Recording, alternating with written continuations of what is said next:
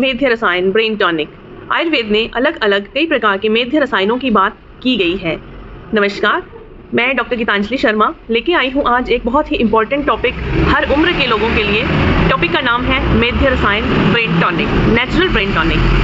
जी हाँ, आयुर्वेद में अलग अलग प्रकार के ब्रेन टॉनिक्स बताए गए हैं। आज आप देख सकते हैं हर वर्ग को, हर किसी कोई भी आयु है, बच्चों को हम ब्रेन टॉनिक्स देना चाहते हैं ताकि वो पढ़ाई में अच्छे हो, स्टडी में अच्छे हो, अपने स्कूल में अपनी क्लास में टॉप करें, उनकी ब्रेन पावर अच्छी हो, ब्रेन की धारणा शक्ति अच्छी हो।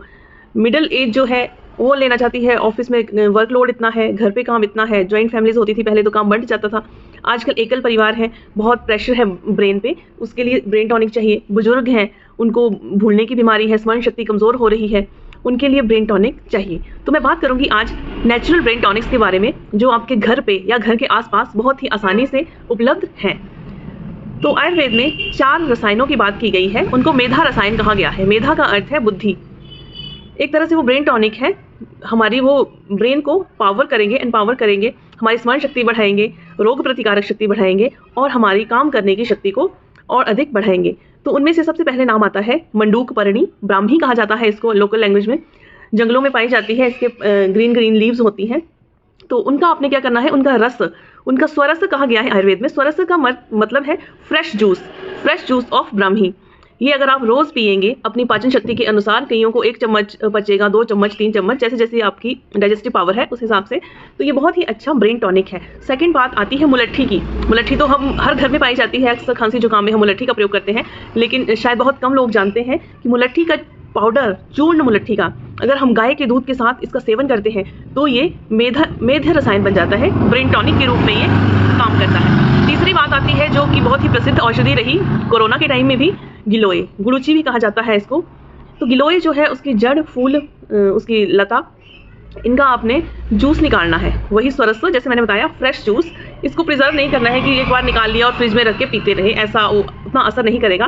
फ्रेश जूस आपको इसका प्रतिदिन सेवन करना है। इससे आप कुछ ही दिनों में देखेंगे कि आपकी ब्रेन पावर बहुत ही एनहांस होगी इससे। चौथी बात आती है शंख पुष्पी की, शायद इसके बारे में तो मैक्सिमम लोगों को पता होगा।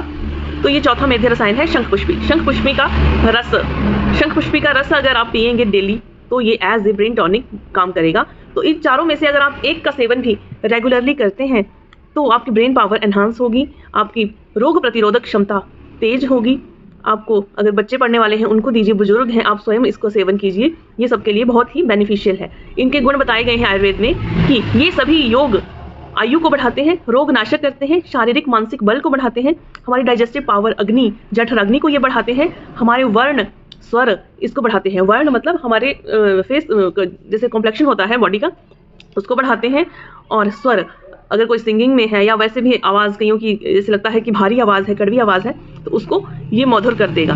तो इन चारों में से आपको एक ज़रूर लेना है, ट्राई कीजिए, 2-3 महीने तक लेके देखिए, आपको खुद महसूस होगा आप थोड़ा थोड़ा काम करके थक जाते हैं, सुस्ती रहती है, उन सब से आपको राहत मिलेगी। ये सभी हमारे मस्तिष्क, ब्रेन की धारणा शक्ति को बढ़ाते हैं। और इनमें से भी जो शंख पुष्पी है ये तो बहुत ही अच्छा मेधा शक्ति वर्धक रसायन कहा गया है। तो आज के लिए इतना ही, और मेरे चैनल को लाइक, सब्सक्राइब और शेयर कीजिए। Thank you, have a good day.